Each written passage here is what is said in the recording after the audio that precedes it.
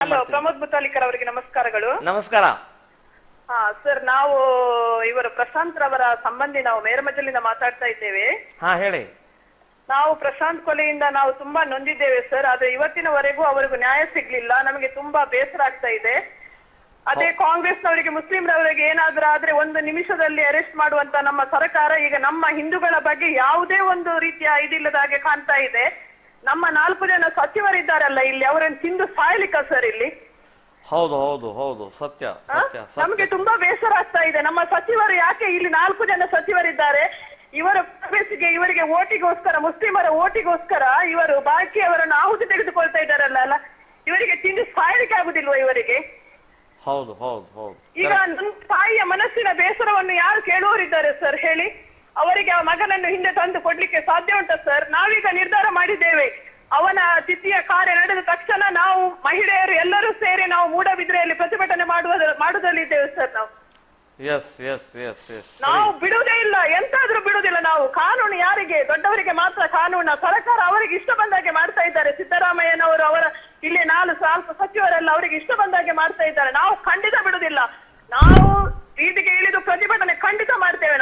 ನಾವು ಪ್ರಶಾಂತನ ತಾಯಿಯ ಕೈಯಿಂದಲೇ ಯಾರು ಕೊಂದಿದ್ದಾನೆ ಅವನನ್ನು ನಾವೇ ಕೊಲ್ತೇವೆ. ನಾವು ಖಂಡಿತ ಬಿಡುದಿಲ್ಲ ಸರ್. ನಾವು ಈಗ ನೋಡಿ, ಬಜರಂಗ ದಳದ ಇಷ್ಟು ಕಾರ್ಯಕರ್ತರು, ಇಷ್ಟು ಜನರು ಮೃತರಾಗ್ತಾ ಇದ್ದಾರೆ. ಯಾವ ಕಾರಣಕ್ಕಾಗಿ? ಗೋಹತ್ಯೆಗಾಗಿ. ಗೋಹತ್ಯೆ ನಿಷೇಧ ಕಾನೂನನ್ನು ಇವರು ತಂದ್ರ ಸರ್. ಹೌದು, ಇವರು ಯಾವುದರ ಬಗ್ಗೆ ಸಹ ಇದು ಮಾಡುದಿಲ್ಲ. ನೋಡಿ, ಇವತ್ತಿನ ಈ ವಿಜಯಕಿರಣ ಪೇಪರ್ ಅಲ್ಲಿ ಜಬ್ಬಾರ್ ಅಂತ ಹೇಳುವವನು ಇಷ್ಟು ಒಳ್ಳೆಯ ಸ್ಟೇಟ್ಮೆಂಟ್ ಕೊಟ್ಟಿದ್ದಾನೆ. ಅದೇ ಒಂದು ಹಿಂದೂ ಆಗಿ ಒಬ್ಬ ಸ್ಟೇಟ್ಮೆಂಟ್ ಈ ರೀತಿ ಕೊಡ್ತಾ ಇದ್ರೆ ಇಷ್ಟು ಹೊತ್ತಿಗೆ ಅರೆಸ್ಟ್ ಆಗ್ತಿತ್ತು ಸರ್. ನೋಡಿ, ಈಗ ಅವನನ್ನು ಅರೆಸ್ಟ್ ಮಾಡಿದ್ದಾರೆ. ಅವನ ಬಗ್ಗೆ ಏನಾದ್ರು ತನಿಖೆ ಮಾಡ್ತಾರಾ? ಏನು ಮಾಡುದಿಲ್ಲ. ಹಾಗಾದ್ರೆ ನಾವು ಹಿಂದೂಗಳು, ಈ ಭಾರತ ದೇಶದ ಮೂಲ ವಾಸಿಗಳು, ನಾವು ಅವರಿಗೆ ಇಲ್ಲಿ ಇಷ್ಟು ಉಳಿಲಿಕ್ಕೆ, ಇಷ್ಟು ಇರ್ಲಿಕ್ಕೆ ಎಲ್ಲ ಸ್ಥಾನ ಕೊಟ್ಟು ಇವತ್ತು ಅವರು ನಮ್ಮನ್ನೇ ಈ ರೀತಿ ಮಾಡುದಂತ ಹೇಳಿದ್ರೆ ಅದಕ್ಕೆ ಅರ್ಥ ಉಂಟಾ ಸರ್?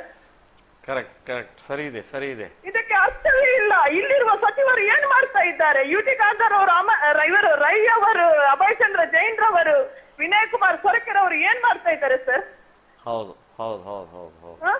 ಅದೇ ಒಂದು ಮುಸ್ಲಿಂ ಕೊಲೆ ಆಗ್ಲಿ, ಮುಸ್ಲಿಂಗೆ ಏನಾದ್ರೂ ಅನ್ಯಾಯವಾಗ್ಲಿ, ಇವರು 4 ಸಚಿವರು ಸಹ ಕಾರಲ್ಲಿ ಬಂದು ಆ ಕ್ಷಣವೇ ಇವರು ತತ್ಕ್ಷಣದ ನಿರ್ಧಾರವನ್ನು ಕೈಗೊಂಡು ಆಗ್ಲೇ ಅವರಿಗೆ ಹಣ ಬಿಡುಗಡೆ ಮಾಡುವುದು, ಏನೆಲ್ಲ ಅವರ ನೊಂದ ಫ್ಯಾಮಿಲಿಗೆ ಇದು ಮಾಡುದು, ಹಾಗೆ ಹೀಗೆ ಮಾಡ್ತಾ ಇದ್ದಾರೆ. ಈಗ ಅಭಯ್ ಚಂದ್ರ ಜೈನ್ ಅವರಿಗೆ ನಾಚಿಕೆ ಆಗುದಿಲ್ವಾ?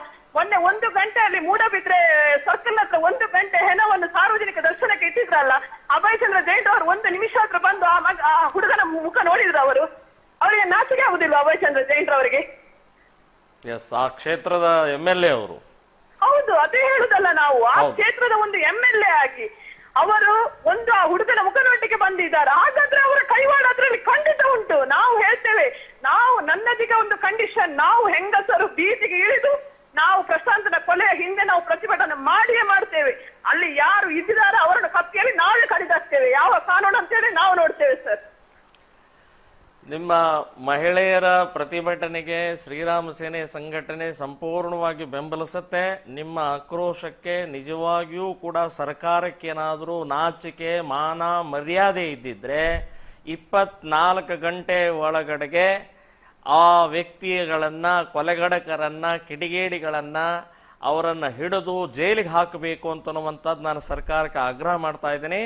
ಅಭಯ್ ಚಂದ್ರ ಅವರೇ, ನೀವು ಮಂತ್ರಿಗಳೂ ಆಗಿದ್ದೀರಿ, ಆ ಕ್ಷೇತ್ರದ ಶಾಸಕರೂ ಆಗಿದ್ದೀರಿ. ನಿಮಗೇನಾದರೂ ಮಾನ ಮರ್ಯಾದೆ ಇದ್ರೆ 1 ವಾರ ಆದರೂ ಕೂಡ ಒಬ್ಬ ನಿಮ್ಮ ಕ್ಷೇತ್ರದಲ್ಲಿ ಇರುವಂತ ಒಬ್ಬ ನಾಗರಿಕನ ಕೊಲೆ ಆಗಿದೆ, ಇನ್ನೂವರೆಗೆ ನೀವು ಆ ಮನೆಗೆ ಭೇಟಿ ಕೊಟ್ಟಿಲ್ಲ ಅಂತನ್ನುವಂಥದ್ದು ನಿಮಗೆ ಶೋಭಿಸುತ್ತಾ ಇದು? ನಿಮಗೆ ಶೋಭಿಸುತ್ತಾ ಇದು? ಇಡೀ ಕ್ಷೇತ್ರದಲ್ಲಿ ಆಕ್ರೋಶ ಅಷ್ಟೇ ಅಲ್ಲ, ಇಡೀ ರಾಜ್ಯದಲ್ಲಿ ಆಕ್ರೋಶ ವ್ಯಕ್ತಪಡಿಸ್ತಾ ಇದೆ. ಅಂಥ ಸಮಯದಲ್ಲಿ ಒಂದು ಸ್ವಲ್ಪ ನಿಮಗೆ ಸಮಯ ಇಲ್ವಾ? ನಿಮಗೆ ಗೊತ್ತಾಗೋದಿಲ್ವಾ? ಒಬ್ಬ ನಾಗರಿಕ, ಒಬ್ಬ ಹಿಂದೂ, ಒಬ್ಬ ಪ್ರಶಾಂತ್ ಅನ್ನುವಂಥ ಅಮಾಯಕನ ಹತ್ಯೆ ಆಗಿದೆ, ಭೇಟಿ ಕೊಡಬೇಕು, ಅದಕ್ಕೆ ಸಾಂತ್ವನ ಹೇಳಬೇಕು ಅಂತನ್ನುವಂಥದ್ದು ನಿಮಗೆ ಆ ಸೌಜನ್ಯತೆನೂ ಇಲ್ವಾ?